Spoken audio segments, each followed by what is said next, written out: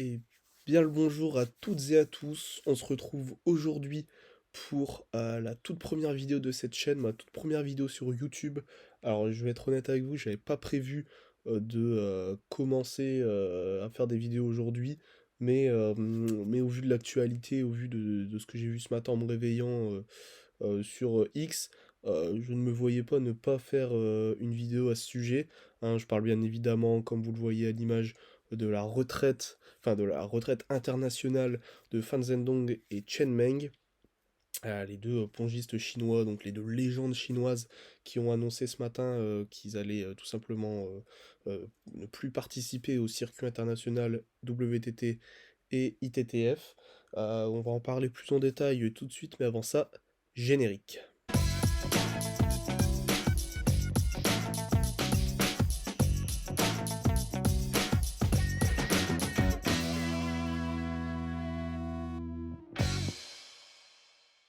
Oui, comme je le disais il y a quelques instants, ce matin en me réveillant, je vois quoi sur X?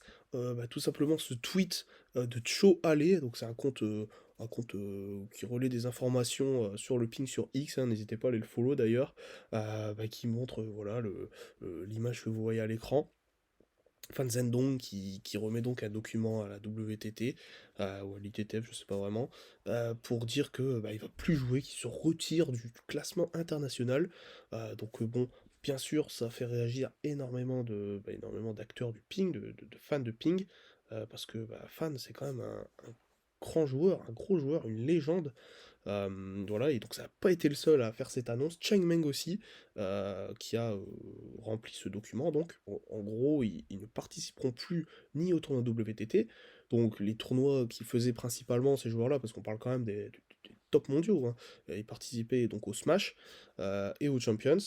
Les autres tournois, bon, ils les faisaient un peu moins, ce qui est normal, vu qu'ils avaient quand même un gros calendrier sur toute l'année, et donc ils ne feront plus ces tournois-là, ils ne feront plus non plus les tournois ITTF, donc championnat du monde simple et par équipe, les championnats d'Asie, là, qui avaient eu lieu il y a quelques mois, et Coupe du monde simple ou mixte. Bon, mixte, c'est vrai il y a un peu moins de hype autour de cette compétition, mais voilà, c'est quand même les plus gros tournois mondiaux, hein, ils ne les feront plus.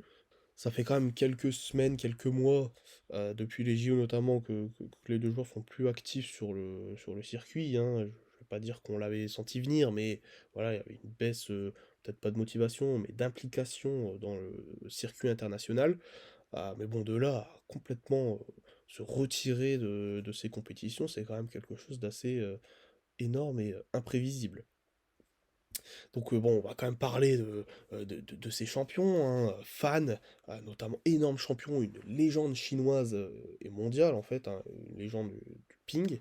Il était double champion du monde en simple, hein, en 2021 et 2023. Les deux dernières éditions, il est double, en fait ouais, il est double champion du monde en titre, champion olympique en titre, hein, cette année à Paris, on s'en souvient tous. Voilà, recordman du monde de Coupe du Monde, un 5 comme vous le voyez, là j'ai fait un petit screen de sa page Wikipédia, comme vous le voyez en surligné, là, 5 Coupes du Monde, c'est énorme, c'est lui qui a le record. Et vous voyez à droite ce palmarès, toutes les médailles d'or mondiales, olympiques, voilà, bon. En même temps, en étant dans l'équipe de Chine, c'est vrai que ça permet de gagner pas mal de médailles d'or par équipe. Mais bon, il faut y être dans cette équipe de Chine, et lui, ça fait un moment qu'il y est, et donc voilà, c'est un énorme joueur. Au niveau WTT, il a quand même gagné 2 fois le Smash de Singapour, donc les 2 premières éditions, ce qui est quand même pas rien. Il a été numéro 1 mondial aussi pendant très très longtemps. Alors, j'ai cherché la stat, pendant très longtemps, enfin pendant très longtemps, pendant 1 ou 2 heures tout à l'heure, j'ai essayé de trouver la stat sur Google, mais j'ai pas trouvé de stat très précise du nombre de semaines, de mois où il a été numéro 1 mondial, donc je pourrais pas vous en donner là précisément, mais ça se compte en dizaines de mois, hein, bien sûr. Bon, personnellement, c'est un joueur que j'adore. Il a un style très physique, ouais, il a des énormes cuisses. Il a un jeu qui a aussi évolué tout au long de sa carrière. Bon, je vais pas faire l'ancien, je le regardais pas vraiment en 2015, voilà, à l'époque, j'étais quand même assez jeune, je pouvais pas trop regarder le ping. Mais quand on regarde des best-of, on voit qu'à l'époque, il utilisait beaucoup le coup droit. Aujourd'hui, un peu moins, il est plus en revers, il s'est vraiment beaucoup amélioré dans le revers et le revers a pris une place beaucoup plus importante dans son style de jeu. Bah, ça est aussi lié à l'évolution du jeu en général, hein. Il n'y a pas que lui qui a eu cette évolution-là, mais voilà, c'est très on le remarque beaucoup avec lui.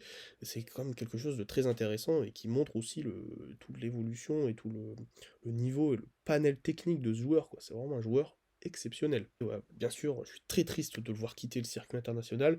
Moi, j'aimais beaucoup la rivalité qu'il avait avec Wang Chushin, bon, voilà, qui commençait aussi à avoir avec les frères Lebrun, hein.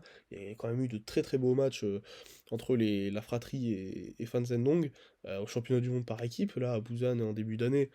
Le match contre Alexis, il est exceptionnel, je me rappelle le regarder avec mon père, on était comme des oufs, il n'y avait que des points de fou. À la Coupe du Monde mixte, quand il avait joué contre Félix, là, il avait failli perdre, il avait eu des balles de match contre lui. C'était aussi un super moment. Et puis bien sûr, quand Alexis l'avait battu, alors là, voilà, c'était fou, un super match. Et Alexis qui gagne en volant la balle à la fin, j'imagine que vous avez tous vu ce moment, c'était exceptionnel. Chen Meng, elle aussi, prend sa retraite internationale. Bon, je vais pas vous mentir, j'ai un peu moins d'affect pour elle parce que je suis un peu moins le circuit féminin. Mais c'est quand même une énorme championne. Alors, je sais pas si on se rend compte, mais elle est double championne olympique. C'est exceptionnel. Malheureusement, elle n'a jamais été championne du monde en simple. Mais bon, elle a quand même un énorme palmarès, long comme mon bras. Voilà, elle manquera elle aussi beaucoup au circuit féminin et au circuit mondial du tennis de table. La question c'est voilà, pourquoi ces joueurs, pourquoi ces énormes joueurs, ces énormes palmarès, qui sont quand même assez jeunes, hein, j'en ai pas parlé, mais Fan Zhendong il a 27 ans et Chen Meng 30 ans. C'est très très jeune pour des sportifs de haut niveau. Et aussi dans le ping, on voit Malong, il est bien plus vieux que ça, et il continue encore à jouer. Bon, un peu moins en WTT, mais enfin bref, c'est un autre sujet. On les voyait pas prendre leur retraite tout de suite, et ils la prennent quand même. C'est très, très curieux, et on se demande pourquoi. Donc sur le tweet alors, Choale, oui, sur son tweet, du coup, il en parle un petit peu, hein, il traduit vite fait. Et donc on comprend bien, que ce soit sur ce tweet-là ou un autre où il parle de Chen Meng, qu'en fait, bah, c'est à cause des amendes. Comme les calendriers sont de plus en plus chargés avec l'arrivée de la WTT et l'augmentation du nombre de tournois, bah, les joueurs, ils veulent plus faire tous les tournois, tous les gros tournois, donc ils les font pas, mais bah, déjà, ils ont des pénalités de points. Un, comme on le voit à l'écran, bah, des ZPP comme ils appellent ça, où t'as 0 points, donc tu baisses au classement. Bon, Fan, il est quand même, alors ça c'est quand même fou, parce qu'il est quand même dans le top du top, avec toutes ces ZPP, je trouve ça exceptionnel. Mais oui, donc il y a cette pénalité de points, mais aussi de pénalité financière, hein. Ils doivent payer des amendes à la WTT parce qu'ils ne jouent pas les tournois. Et bon, voilà, pendant 2-3 mois, je pense que c'est viable, mais au bout d'un moment, ça va commencer à faire compliqué. Donc c'est aussi pour ça qu'ils préfèrent se retirer, je pense, pour ne pas continuer enfin, pour ne pas continuer, ouais, voilà, à payer des amendes euh, pour les tournois auxquels ils ne participent pas. Ils disent, on a trop de tournois. Oui, ils ont trop de tournois par rapport à ce qu'ils sont payés, c'est vrai. Bon, je suis d'accord avec ça. Donc, c'est une manière de faire passer un message, et peut-être que d'autres joueurs vont prendre cette décision, ce qui serait quand même assez étonnant, je pense. Mais on sait jamais, hein, s'il y a un élan de retraite internationale, peut-être que ça va faire changer les choses. On verra. Ou peut-être que ces deux seules retraites internationales feront changer les choses et augmenteront les prize money, qui sait. Je l'espère, pour les joueurs en tout cas. Il faut aussi voir un peu plus loin. Si la WTT se décide à augmenter les prize money, donc ils donnent plus d'argent aux joueurs, eux ils gagnent moins, mais bon, eux, ils vont pas vouloir gagner moins, ils vont vouloir gagner plus. Pour donner plus, oui, mais ils vont vouloir gagner plus. Et comment ils peuvent gagner plus? Bah, soit ils augmentent le prix des places, donc ça veut dire que pour le Champions de Montpellier, par exemple, bah ça va être un peu embêtant, quoi, parce que les prix, bon là, ils étaient assez faibles, enfin faibles, ils étaient assez raisonnables cette année, c'était cool, mais sur les années suivantes, s'ils commencent à augmenter, ça va commencer à être embêtant. S'ils augmentent le prix des droits TV, bah ça va aussi devenir embêtant, parce que RMC Sport, ils sont très gentils de nous faire profiter des matchs de ping gratuitement sur Twitch et YouTube, mais si le prix des droits augmente, bah après, voilà, c'est pas une association à but non lucratif, RMC Sport, hein, eux, ils vont vouloir gagner leur argent. Donc si au bout d'un moment, le prix des droits est beaucoup trop élevé, bah soit ils vont arrêter de diffuser, arrêter de prendre les droits, ou soit ils vont mettre les matchs de ping sur les chaînes RMC payantes, et là ça commence à devenir embêtant aussi. Donc voilà, faut penser à tout en fait. Faut se dire que les joueurs ne sont pas assez payés, c'est vrai, c'est une réalité. Mais si on augmente les prize money, bah faut voir comment sont financés ces prize money. Moi personnellement, ça me dérange pas de payer 5 € par mois pour regarder le ping, je regarde énormément. Mais est-ce que c'est une bonne idée d'arriver à ça pour le bon développement du ping et voilà, alors, je pense que la WTT et le ping en général est sur une bonne lancée, une pente ascendante, une courbe même je dirais exponentielle. Faut pas tout gâcher, parce que là on est vraiment bien parti je pense. Donc voilà, faut voir les choses dans leur globalité, essayer de faire une analyse plus ou moins complète. Après voilà, j'ai pas tous les tenants et aboutissants, et je pense que vous c'est pareil, il y a plein de choses qu'on sait pas, plein d'enjeux qu'on connaît pas, des choses, voilà. Donc n'hésitez surtout pas dans les commentaires à donner votre avis, à débattre les uns avec les autres, toujours dans le respect bien sûr. N'hésitez pas non plus à me follow sur Twitter, X, je vous mets ça à l'image. Voilà, bon, après, il y a un tweet aussi que j'ai trouvé très intéressant de tirer du bas Timo, tirer du bas Ball, tirer du bas, qui est très très marrant. C'est un tweetos ping que je trouve super marrant.